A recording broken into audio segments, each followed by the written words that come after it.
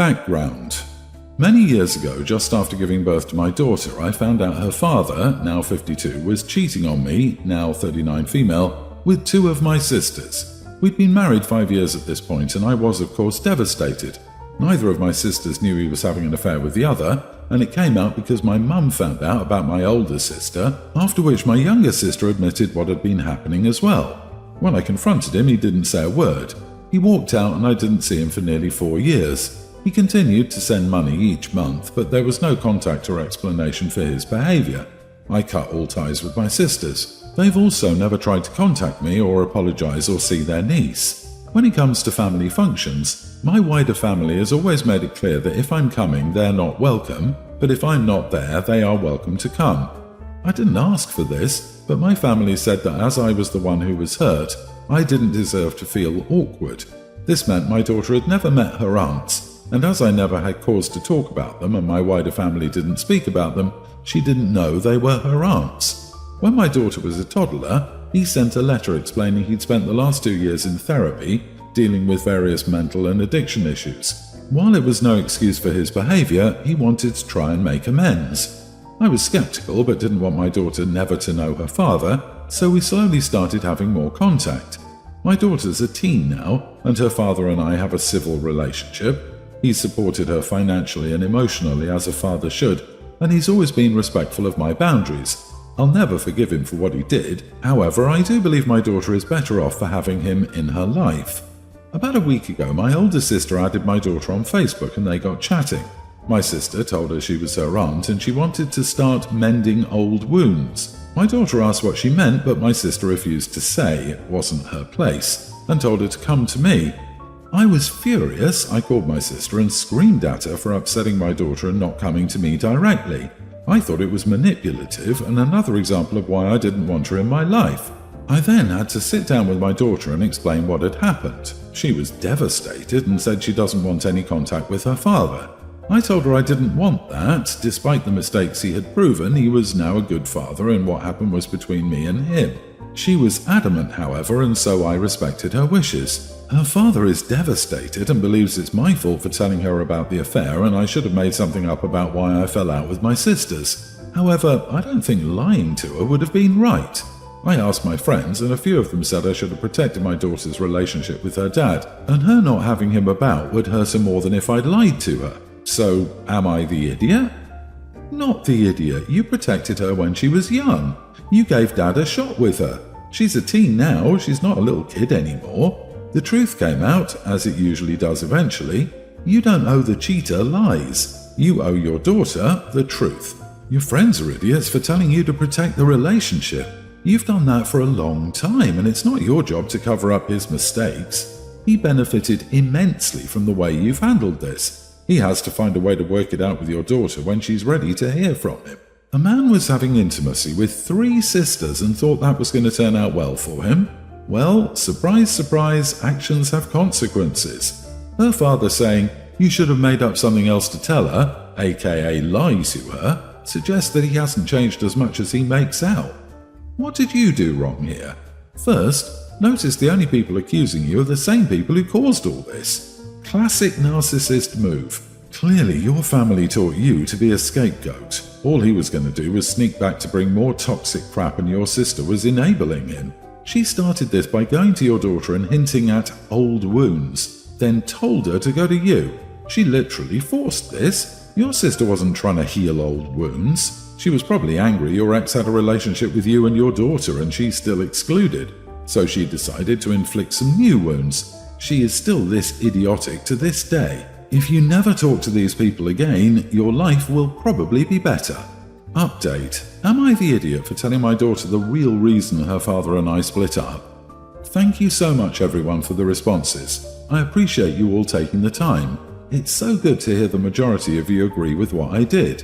It's so good to have a sanity check, as I didn't feel like lying to her was the way to go, but I was so worried about doing the wrong thing. I'll definitely take on board what a few of you said about giving her time. You're right. She's only just found this information out, so I get that her anger is off the scale. In regards to encouraging her to stay in contact with her father, I've let her know that she shouldn't feel like she shouldn't see him because of what he did to me. I'm over it and genuinely happy she has and had a relationship with him. So if she does decide to go no contact, I've said to her that she should do it for her reasons, not mine, and I, as well as the rest of our family, will always support her decision. I don't want to push or prod her into calling him, only because I know when I stopped talking to my sisters, had my family tried to push me into forgiving or seeing them, it would have caused resentment between them and me.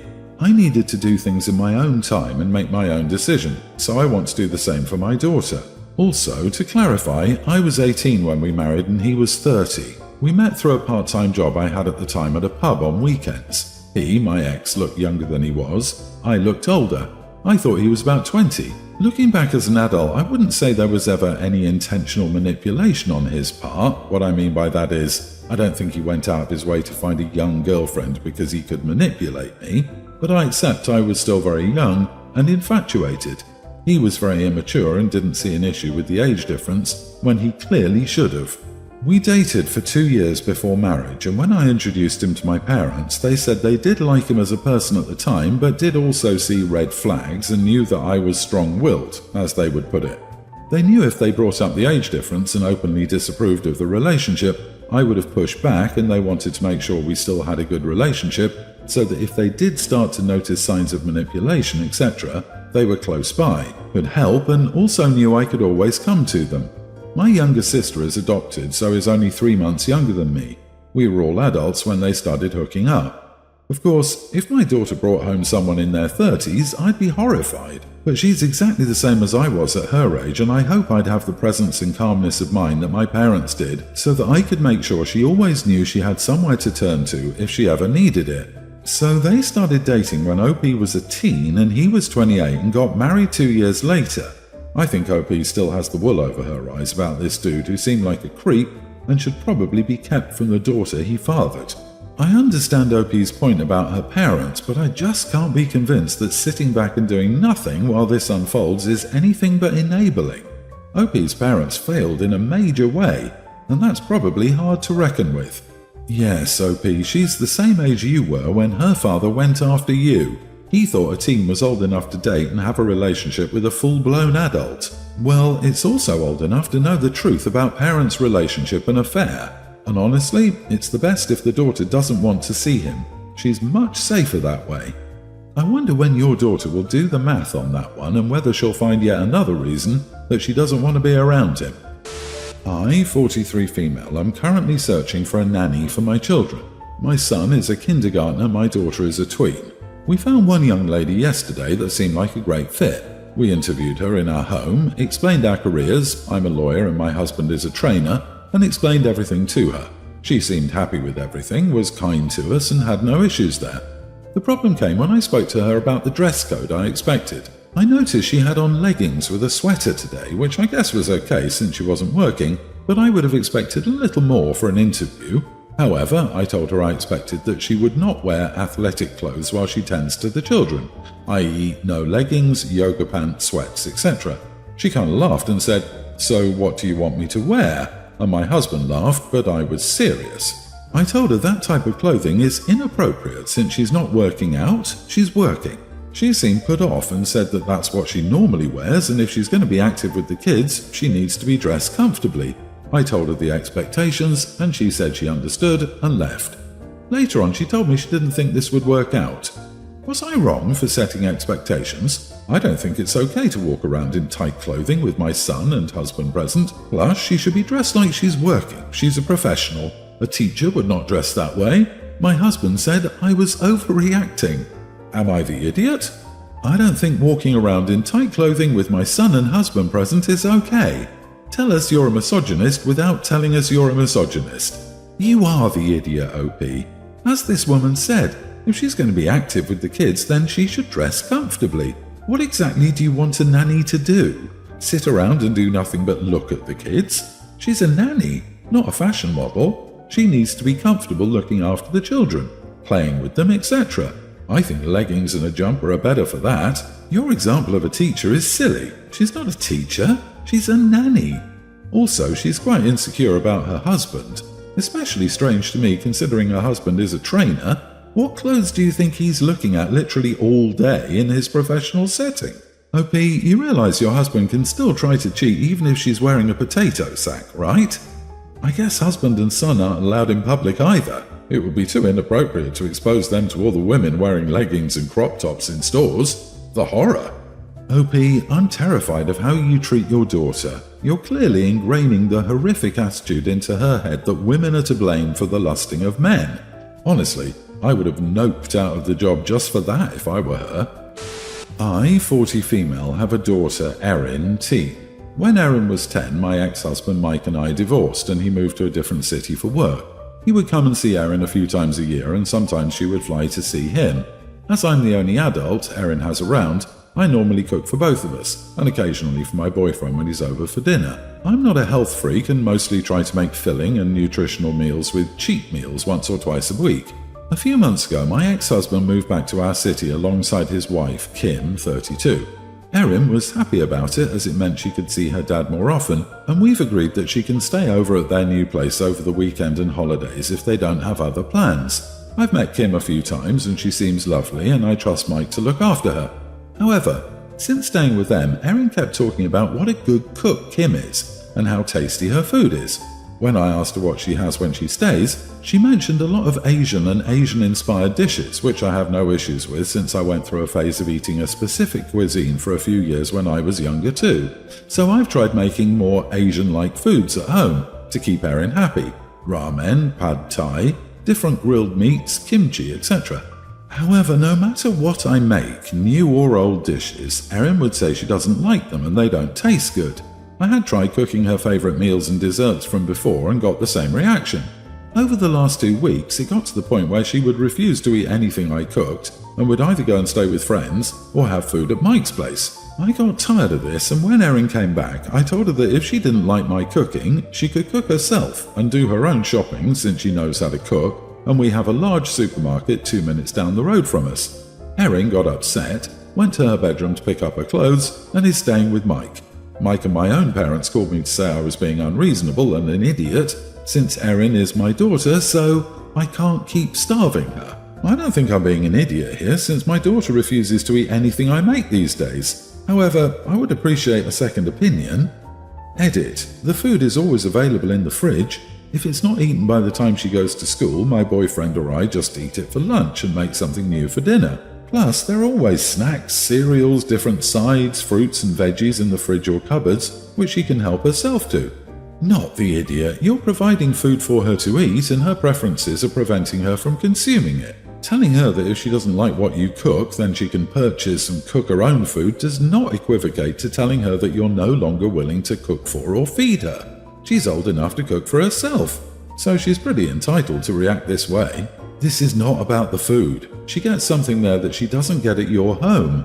Maybe she thinks the grass is looking greener somewhere else. This is no surprise. She probably gets a bit more spoiled at your ex's home because it's all new.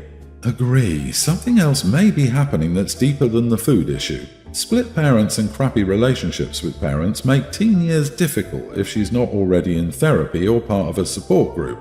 I went through this same thing in high school because of parent issues, and I wonder if your daughter told them the whole story or if she lied and claimed you weren't feeding her.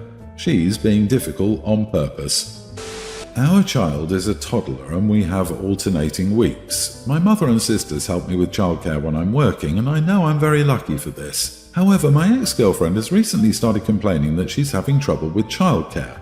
The cost has become unreasonable and our daughter is at an age now where she screams and cries when left with someone she doesn't know.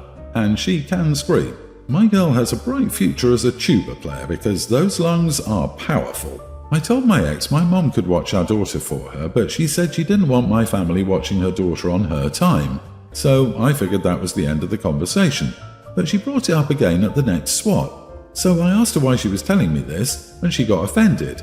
She said I should care about her struggles since it involves our daughter. I said it's impossible to sympathize with problems with easy solutions. If she wants to waste her money on babysitters our daughter hates, that's her choice. If it causes problems for her, those are her problems. If she doesn't want my help, which she doesn't, then there's no reason for us to discuss her problems, as nothing can come of it. She said I was being an idiot and she just wanted a sympathetic ear and sometimes needed to talk about her problems. I said that's what a therapist is for, or her friends or something. I'm not going to pretend to be interested in her problems. I don't like problems. I like solutions. She said that's why our relationship ended, and I agreed that it was and asked why she expected me to do something for her now that we're broken up. Listen to problems without offering solutions. I wouldn't even do it when we're together. She knows I'm only interested in solutions, not problems. So why was she expecting something else? My sister said it's important to communicate well with my child's mother, and I should pretend to care even though I don't keep the lines of communication open. She said it's only once a week, and saying, "I'm sorry that sucks," costs me nothing and takes less time than saying, "Your problems aren't real problems and I don't care," and starting a fight. She might have a point. Am I the idiot? You are the idiot. I'm here with your sister. Whether you like it or not, you will have to communicate and coordinate with your ex for many years ahead. Thus, it would be easier for everybody and much better for your daughter if you two maintained a somewhat friendly relationship. I'm saying this as a child of divorced parents, and I was lucky they were most of the time friendly to each other and cooperative. Otherwise, I would mentally suffer a lot. As a stepmom, yes, it is best for him to have a civil relationship. However, this does not mean he needs to provide emotional support for her. The child is what they need to communicate about and keep in the center of it all. He offered a solution. She refused it and then got mad at him because she continued to struggle. It's not his problem anymore as long as his daughter is cared for. Not the idiot, OP. I can't believe your ex is turning down free childcare. She needs to move on and stop depending on you for emotional support. Divorce means the end of the relationship between you and her as anything more than your parents. Everyone's the idiot here. You don't owe her a sympathetic ear, of course. You don't owe her anything. But you know for a fact you're antagonizing her, so why do you expect any different response? This is why the two of you broke up. It's not new. She's not letting your mom watch her for free because that means you suddenly have a claim in court, if you choose to do that she's a lousy parent who never cares for her child, and you and your mother have to step in. I can't believe you haven't thought of that, because if everything were switched around and her mom offered to babysit on your time, you'd have the same vulnerabilities. And based on your animosity towards her, she clearly can't trust you to do right by her.